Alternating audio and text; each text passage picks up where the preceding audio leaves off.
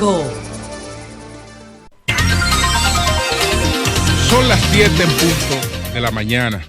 Buenos días, dominicanos, dominicanas, ciudadanos, ciudadanas del mundo. Julio Martínez Pozo, los comentarios de los temas más importantes en el programa de mayor influencia de la radio y la televisión nacionales. En este miércoles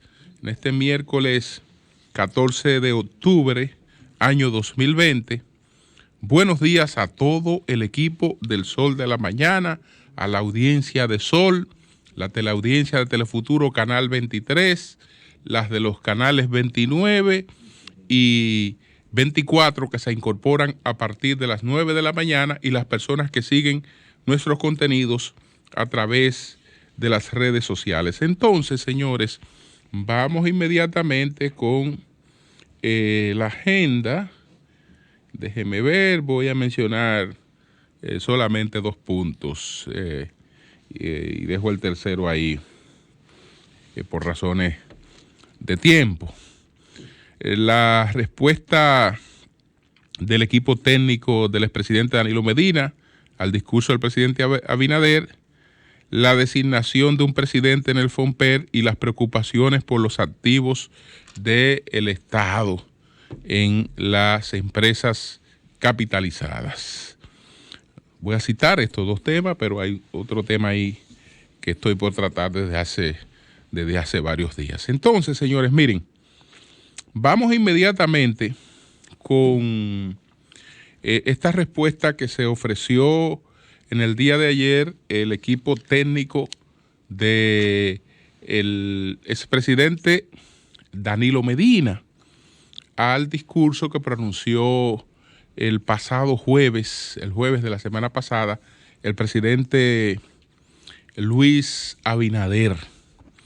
Yo creo que el PLD está haciendo provecho de la coyuntura para manejarse en función de su agenda.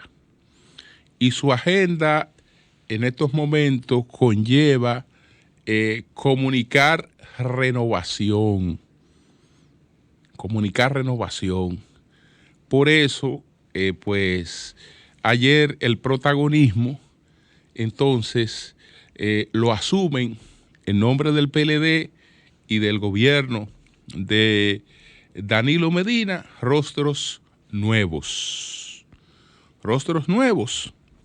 El ministro más joven de esa administración, que fue el ministro de Economía, Planificación y Desarrollo, Juan Ariel Jiménez, pues aparece también el director de presupuesto, Luis Reyes, está en esta rueda de prensa Rafael Paz, que fuera director de competitividad, Alberto Perdomo, que fuera el tesorero nacional. Entonces, son rostros nuevos, digamos, en el debate político, en la polémica pública, no los tradicionales rostros del PLD. Entonces, estamos hablando de ir planteando que hay un escenario en el que ese partido va a dar paso a nuevas generaciones, desde luego, sin desplazar a las viejas, a las experimentadas, sino asumiendo cada quien un rol distinto, pero a la hora de la exposición pública ya vemos este cambio. Esto no es fortuito. Eso forma parte de este esquema general que ellos se han trazado, como no es fortuito tampoco el hecho de postergar la respuesta de tipo política, porque aparentemente el PLD entiende que el presidente Abinader está buscando una polémica política que lo justifique en estos momentos. Y entonces ellos saben que el presidente Abinader está como el golfista en un desafío muy personal frente a su campo. Y entonces él tiene que encarar las cosas que tiene que encarar y no han querido, por lo menos por ahora, servirle de ficha de entretenimiento y de desviación de cosas que él tiene que encarar y que irán diciendo de su capacidad para gobernar y para sacar a un país de la crisis. Entonces, vamos con algunas cosas que anotamos del documento que ellos presentaron en el día de ayer. Por ejemplo, estamos hablando de cuál fue el crecimiento de la economía en el periodo 2012-2019. Ellos presentaron un crecimiento económico de un 6%, que es el más alto en los últimos 40 años, con la inflación más baja de la historia, que es de un 2.7% anual. Es decir, ese fue el comportamiento de la economía en el periodo 2012-2019. Si bien es cierto que el país, como decía Sehara Hatton, tiene más de 50 años de crecimiento, bueno, pero ese fue el mayor de los últimos años, con el más bajo nivel de inflación. Que la pobreza bajó en el 2012-2019 18.7 y que que esto significó que para final del 2019, en principio estamos hablando de que 40 de cada dominicanos eran pobres, pero que para final del año 2019, 20 de cada 100 dominicanos eran pobres, no 40. Y entonces, la pobreza extrema que la encontraron con 10 de cada 100 dominicanos viviendo en pobreza extrema, para el 19 era de 3 de cada 100 dominicanos que estaban en pobreza extrema. Que hubo un aumento de los salarios reales. La pregunta es, bueno, ayer Deli Gerasme era lo que planteaba cuando habló con nosotros. La pregunta es que la respuesta a Luis, dice Deli, que no era en ese terreno porque él hizo muy graves imputaciones políticas, pero lo que pasa es que él también incluyó esta parte.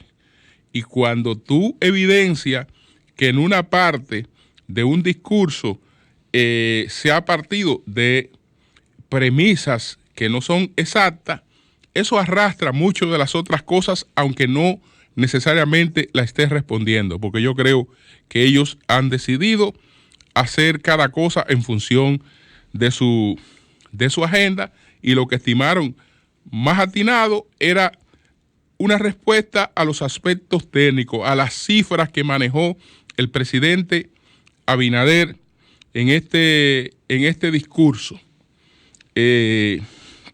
Entonces, un aumento del salario real de 33.1%, que significó por la incorporación de unos 889.986 empleos netos. Que hubo, con relación a Luis Abinader, dijo en su discurso que le dejaron las arcas vacías no le dejaron el pago de la nómina. Entonces, ayer le explicaron al presidente Abinader, no sé si él después se enteró de eso, de que la nómina se paga entre los días 23 y 25, que en el caso del Estado, y eso lo decía yo cuando comenté esa parte, usted no tiene en una gaveta el dinero con el que va a pagar el mes que viene, sino que el dinero con el que usted va a pagar el mes que viene está en las recaudaciones que usted va a hacer el mes que viene, y lo que va a gastar en el mes de arriba está en las recaudaciones, salvo algunas partidas muy específicas que usted vaya especializando. Eso es así. Entonces, ¿qué le dijeron? No, es que la nómina se paga.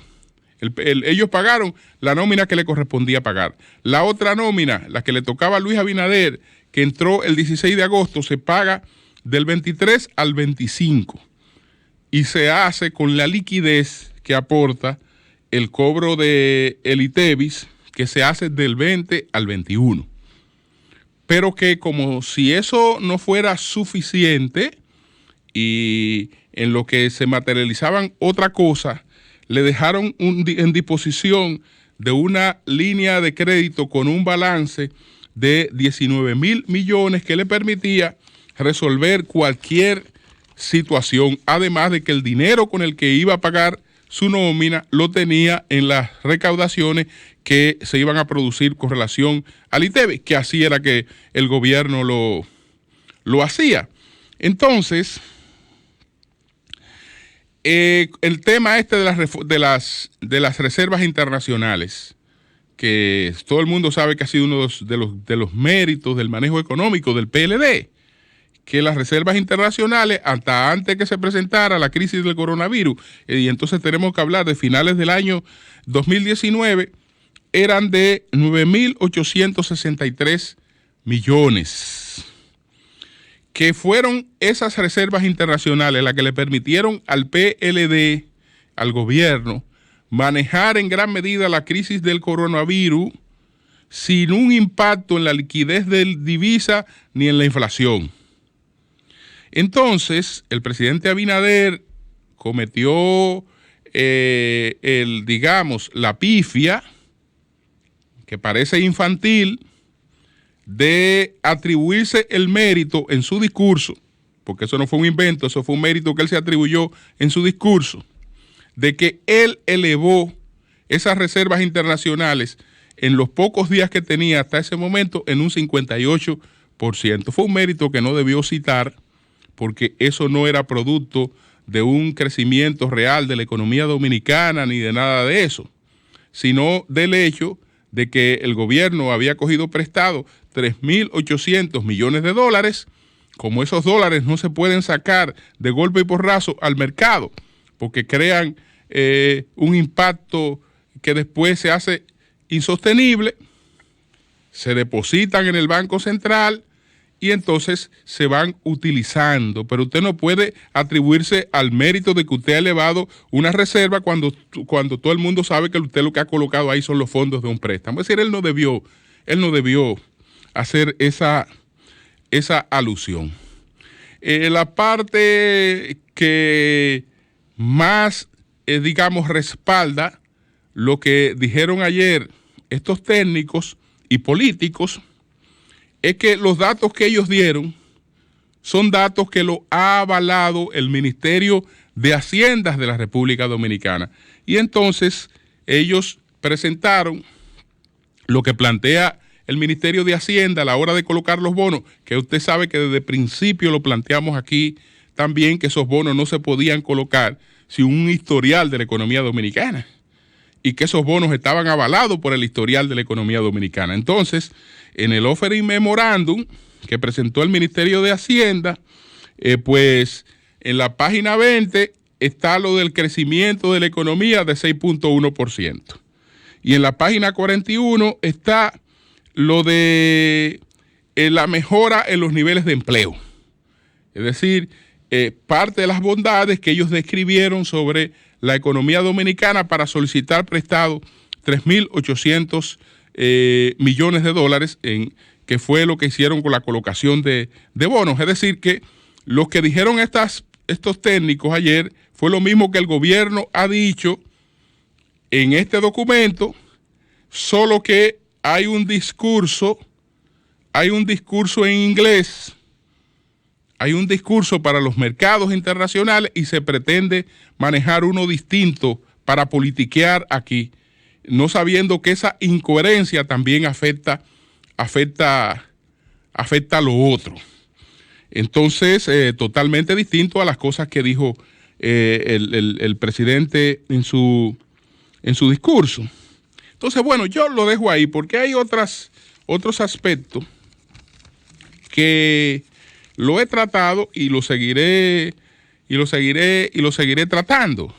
Entonces, desde luego que es evidente que el presidente Abinader quiso buscarle redirigir, digamos, todo el cuestionamiento que recibió su gobierno en pocos días por la pretensión de un equipo económico de colocar impuestos hasta el salario de Navidad, de llevar un proyecto de presupuesto con un parcho fiscal, con una reforma fiscal parcial, que fue lo que pretendieron hacer sin socializarlo y sin nada.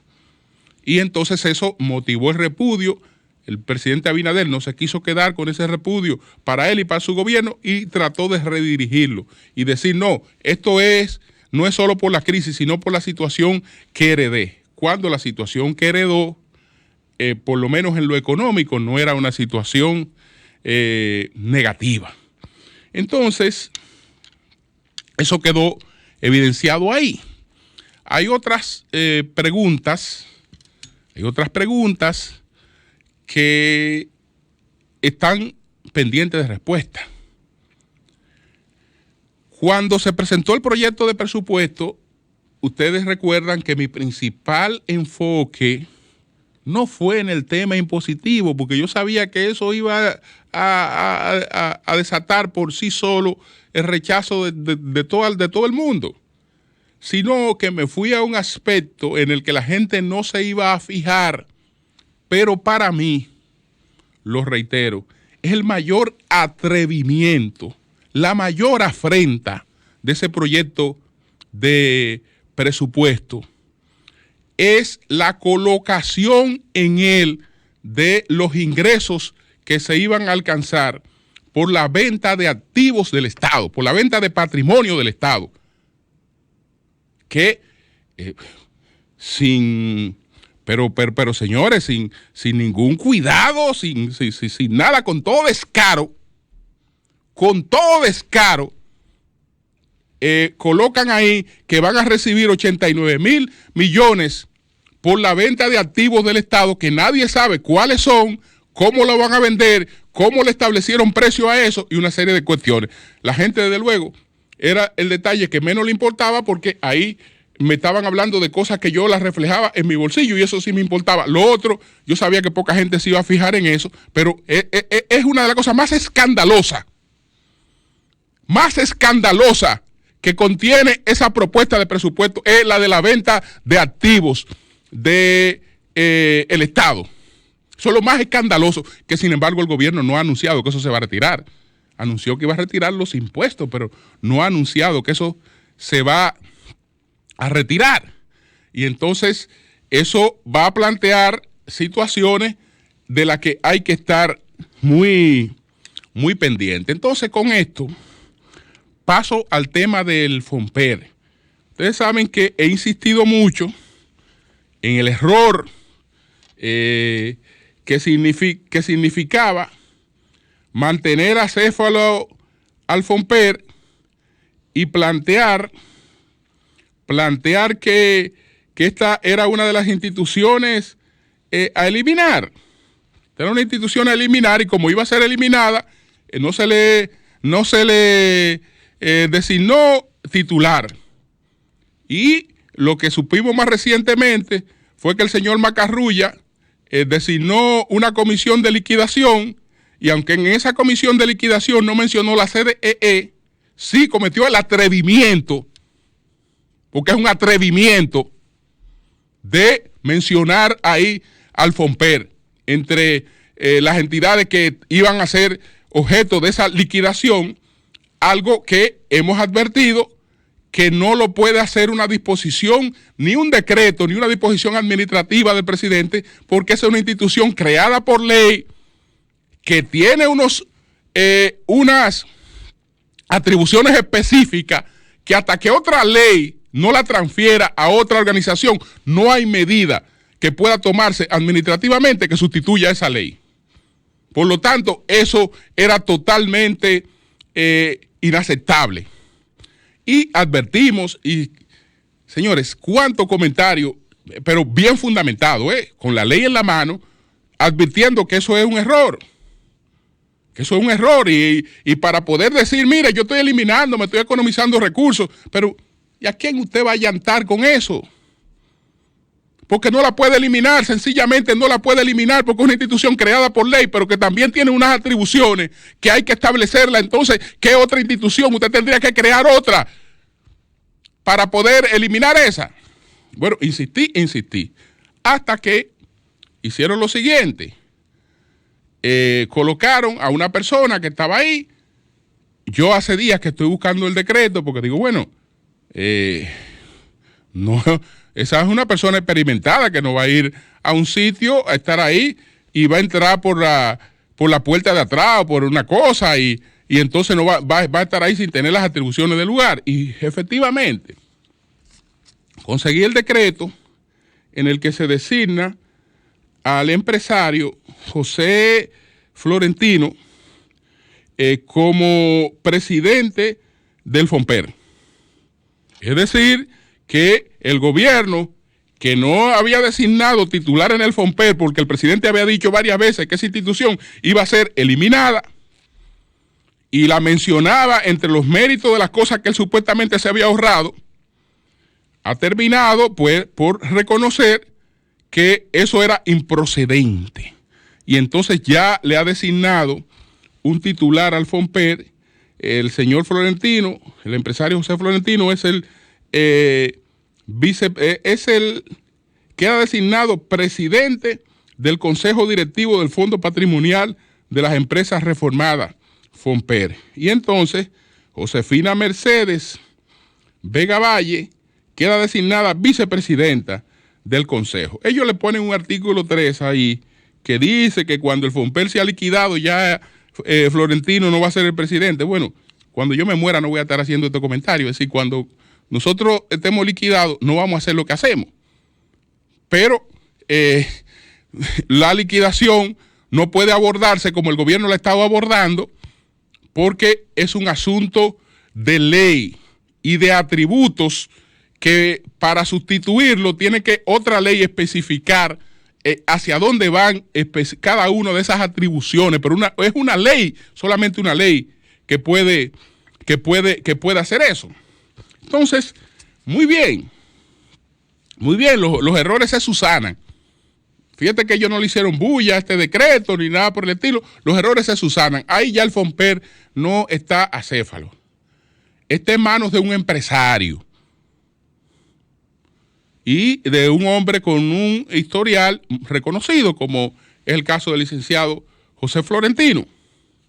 Yo lo conozco. Habría preferido un político, porque yo creo que este gobierno tiene que reconocer que está ahitos de empresarios. Si este gobierno está muy buchú de empresarios,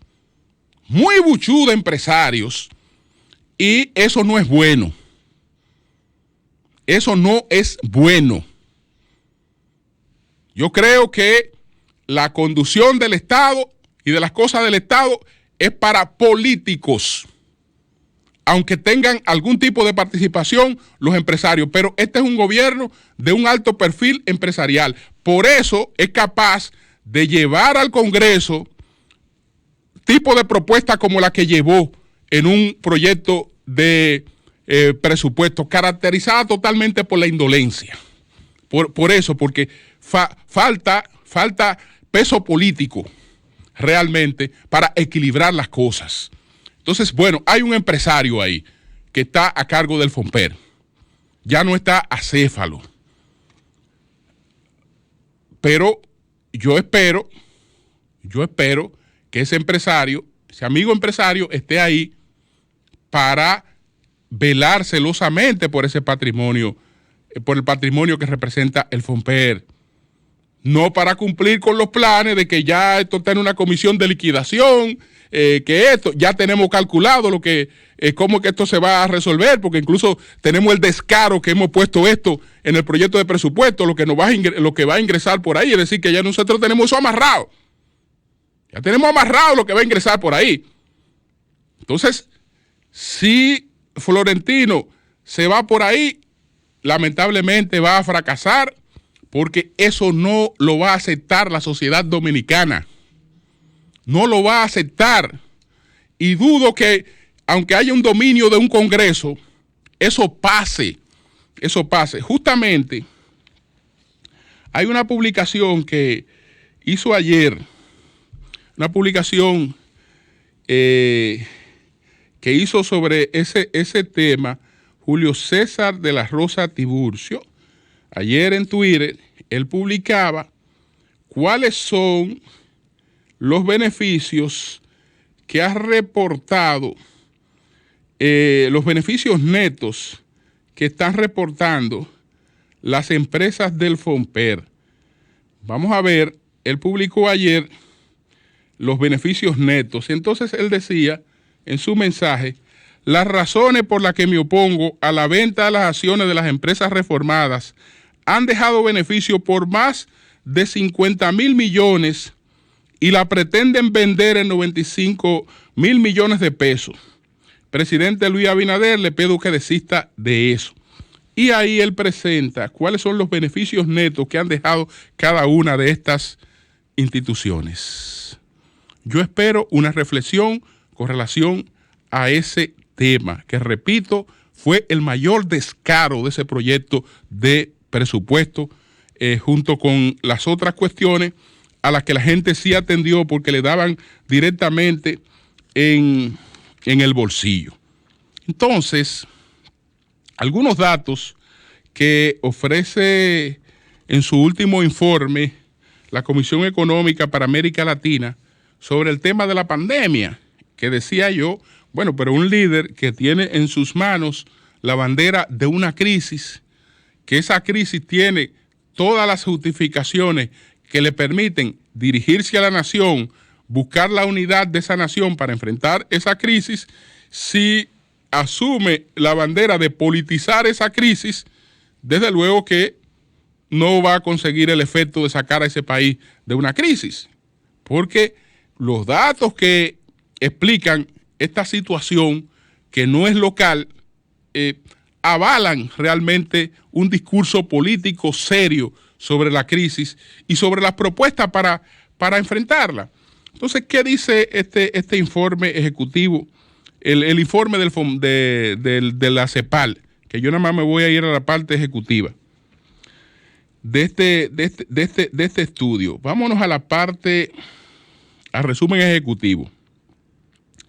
La crisis sanitaria, dice la CEPAL, que ha generado la pandemia de la enfermedad por coronavirus COVID-19, también ha producido la peor contracción económica y social de las últimas décadas, tanto a nivel mundial como en las economías de América Latina y el Caribe. En el contexto de la región, a la fecha de redacción de este informe, varios países se han transformado en el epicentro de la pandemia de COVID-19 y se espera una caída de la tasa de crecimiento de 9.1%, acompañada de aumento significativo de la tasa de pobreza que alcanzará un 37.3%, un incremento de la tasa de desocupación que se prevé que será de un 13.5% y un recrudecimiento considerable de la desigualdad, está planteando la CEPAL. Antes de la pandemia, la región ya exhibía bajas tasas de crecimiento, un 0.4% en promedio entre el 2014 y 2019. Es decir, mientras la región exhibía un bajo porcentaje de crecimiento, entre 0.4%, la República Dominicana estaba, a diferencia de del promedio de la región, pues siendo la principal economía en términos de crecimiento. Entonces, y crecientes vulnerabilidades sociales y macroeconómicas que se suman a una muy particular de choques externos e internos de la oferta y la demanda. Hay otras informaciones ahí en esta evaluación sumamente interesante. Esta evaluación de lo que representa esta pandemia en términos económicos y de los desafíos que esto plantea para cada uno de los países, que solamente con conducciones sabias, con innovaciones, aprovechando esta coyuntura para entonces colocarnos más en sintonía con los objetivos de desarrollo del milenio, para asumir mucho más los acuerdos derivados de París sobre las emisiones de gases de efecto invernadero, entre otras cosas que permite, que son, digamos, ventajas de las que uno puede sacar de esta situación de crisis. Entonces, son cosas que hay que abordarla, pero hay que abordarla con cierto tino. Veía ayer, por ejemplo, que hubo una rueda de prensa en el Palacio, otra vez la consultoría jurídica del Poder Ejecutivo, y esta vez era para anunciar que se anulaban todos los contratos de hormigón asfáltico y que ellos iban a crear un mecanismo que fuera un mecanismo que estuviera acorde con la ley de compras y contrataciones del Estado. Entonces, muy bien. Habían dado una rueda de prensa anterior, la semana pasada, que fue para anunciar lo de Odebrecht. ¿Qué significaba lo de Odebrecht? Algo parecido a lo que significa esto. Es decir, cada vez que hablan para crear mayor paralización de la economía. No hablan para anunciar que habrán 3 empleos nuevos con una iniciativa, con algún tipo de iniciativa, que habrán 4, 5 o 10 empleos nuevos. No hablan para decir que se va a dar un Picasso por parte del gobierno en algún lugar. No hay el primer Picasso del gobierno, no. El presidente ha dado Picasso en obras privadas. No hay el primer Picasso del gobierno en absolutamente nada. ¿Por qué? Porque ahora con la cuestión esta de los contratos de Odebrecht, cuando hicieron el anuncio, eso no pasa de ser una cuestión mediática, lo dijimos, una humadera mediática, porque lo que representa anular contratos, lo que representa, actuar contra derechos adquiridos, es sencillamente lo siguiente: usted lo puede anular. Entonces, ¿qué usted tiene que hacer? Pagar esas obras como si se hubiesen hecho, porque hay que resarcir. Para usted poder anular un contrato, usted tiene que resarcir a la otra parte. Pues de otra manera, para que esa otra parte se ponga de acuerdo, no hay otra manera. Entonces, usted coge, como sobra el dinero, esas obras las paga como si se hubiesen hecho, y entonces la parte que falte por hacer se contrata de nuevo para volverla a pagar. Esa es la forma de resolver ese problema. Amén de que nos tomaremos 1 o 2 años más para verla terminar. En el caso ahora que se anuncia lo del tema este del hormigón asfáltico, quiero recordar que la ley de compra y contrataciones se aprobó en el 2006. En 2 gobiernos que han construido, que tienen experiencia en construcción, el gobierno de Leonel Fernández y el gobierno de Danilo Medina, a la hora de abordar esa ley, y lo primero ocurrió en el gobierno de Leonel Fernández, a la hora de abordar esa ley, se dieron cuenta que con el tema del hormigón asfáltico, la ley era impracticable. Y por eso crearon la resolución 1517 que le permitía a esa institución y a otras instituciones comprar productos derivados del petróleo al margen de esa ley, sino en función de lo que establecía la resolución 1517. Entonces, esa resolución que estamos hablando, que se hace cuando entra en vigencia esta ley, que es una ley del 2006, dura hasta el año en el que se produce el asesinato de Junior Ramírez y se crea el escándalo en la ONSA. Si mal no recuerdo, estamos hablando de octubre del 2018. Entonces, ¿qué pasa? Que a partir de ahí, la compra y contrataciones, pues por lo de la ONSA, anuncia después que queda sin efecto esa resolución de compra y contrataciones, pero le dice a las entidades que busquen un mecanismo para resolver ese problema. Es decir, que en la experiencia de dos gobiernos que pueden haber cometido sus errores, pero que ya tienen una vivencia práctica de las cosas, esa ley no se pudo aplicar para la compra de hormigón asfáltico caliente. No se pudo aplicar porque ese producto tiene unas características que ya también la hemos expuesto. Primero, no tiene competencia de precio porque el precio lo establece el adquiriente, que es el Ministerio de Obras Públicas. Segundo, quien dota a las plantas de la materia prima es también Obras Públicas. Para hacer el asfalto, el hormigón asfáltico caliente, quien dota a las plantas para resolver ese tema es la propia Obras Públicas. Y es esa propia institución que, frente al tema de que el transporte puede ser más costoso que el hormigón asfáltico caliente, ha buscado soluciones para ese tema.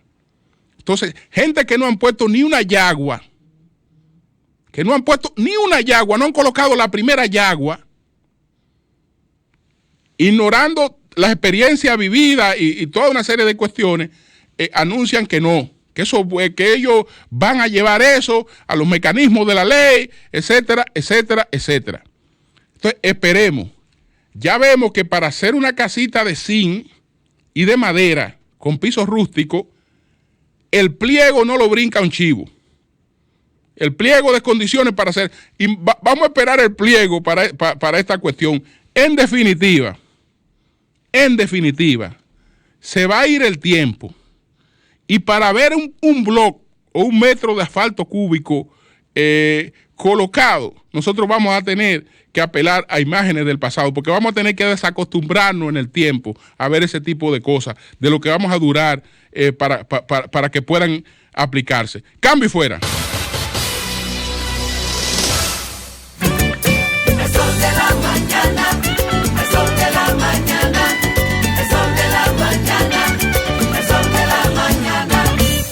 Recorre tu país con Vacaciones Felices Banreservas. Hasta el 31 de diciembre de 2020.